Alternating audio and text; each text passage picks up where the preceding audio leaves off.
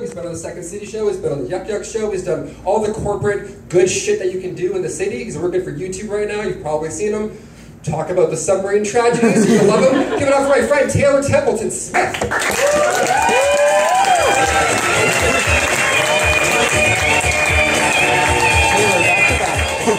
Hello, nice to meet you all, nice to see you all. I'm Taylor. I've been evicted twice and I can't come from head. It's because I keep stripping the copper wiring from every place I've ever lived in, and doctor says I have something called bashful foreskin. Prevents some of the pipes from working there. How are we doing today? Yeah, I'm Taylor, that's what Taylor said. We share a name, kind of stresses me out. Did not like him at first, because I was used to being the only male Taylor.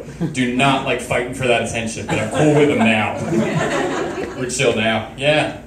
Do you guys ever get like a compliment that you don't really know how to receive? Like you think that it was nice about you, but upon further reflection it wasn't? A girl on a date recently said, I have the same vibes as a Vietnam veteran who came back wrong and doesn't want to talk about it.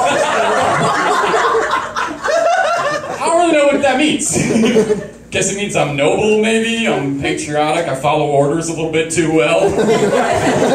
I'm really jumpy around loud noises. Don't make any sudden movements too much.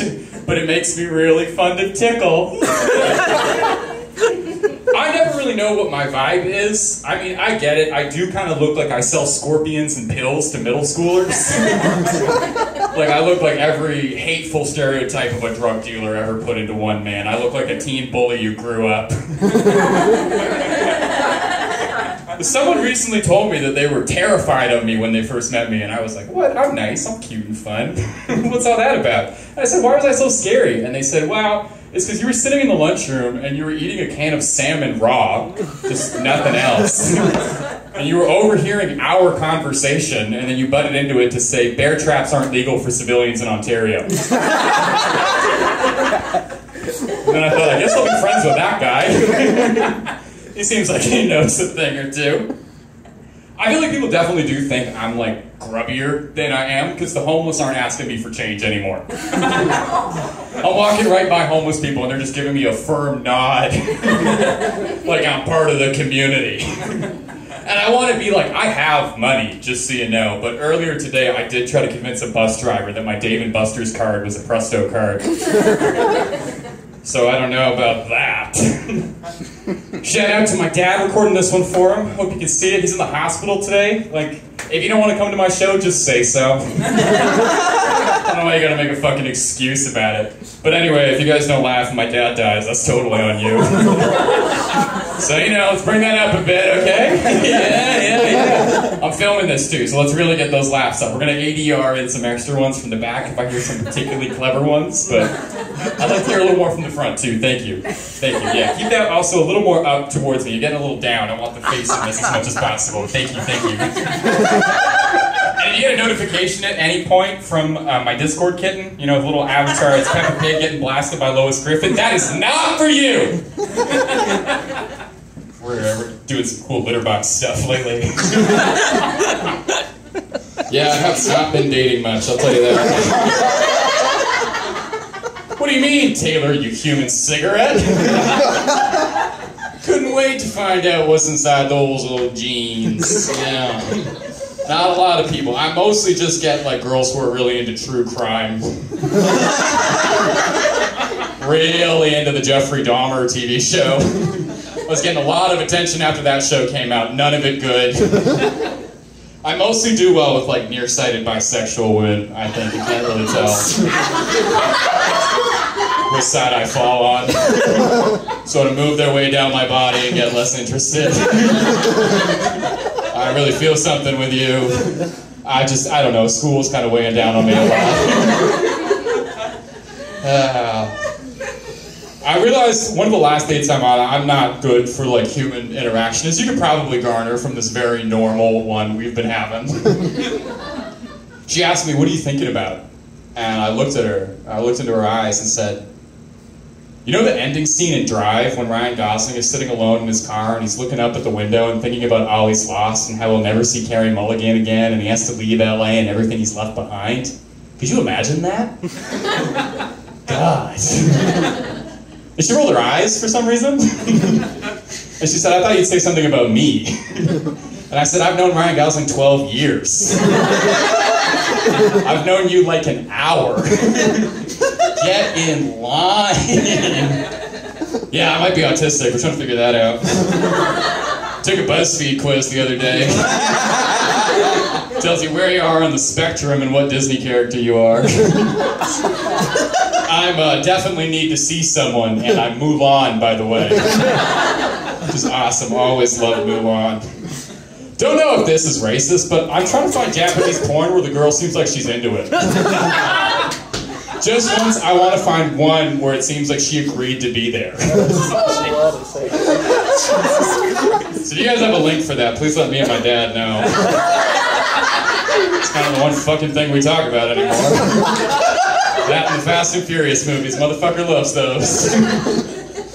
Man, when I was a kid, I wanted to be a stepdad so bad for some reason. I still do, I still can, I suppose. That's a goal you can get anytime. As long as you meet a woman with a kid and low standards, you can be a stepdad. I have a biological dad. He's not fucking here, though. It's fine, guys. It's not because he doesn't love me. It's because his kidneys are failing, okay? Yeah, when I was a kid, I thought the only way to become a stepdad was if you were a stepkid and you, like, grew up. And then I found out that's exactly how it happens. It's a vicious cycle of ponytail after ponytail. High school bullies becoming parents. I feel like I did not get bullied enough in high school, even a little bit. It would have straightened me out a little more, but I think after Columbine, too many kids saw the weirdo metalhead sitting alone playing Doom in the computer lab, and really just maybe don't fuck with him. He seems on edge. He knows a lot about where it is and isn't legal to purchase a bear trap. Y'all ride the subway or what? What's up with that? Fucking trains underground. That's crazy. I feel like I get the best jokes in my sets from just things I've heard people say on the subway. Like anything funny you've heard me say, I stole from somebody I was overhearing. But recently, I was waiting at the subway platform and there were these two kids behind me. And I know I shouldn't ever write down what a child says in public. But this was worth it. There were these two, like, 14-year-olds maybe. And one of them says, oh shit, did I tell you, like, my sister's friend Anita, like, she jumped in front of the subway train and killed herself. Yeah! I had to hesitate from turning around and be like, oh my god. And I wish I was making this up, but the kid says to his buddy, he's like, could you imagine jumping in front of a subway train?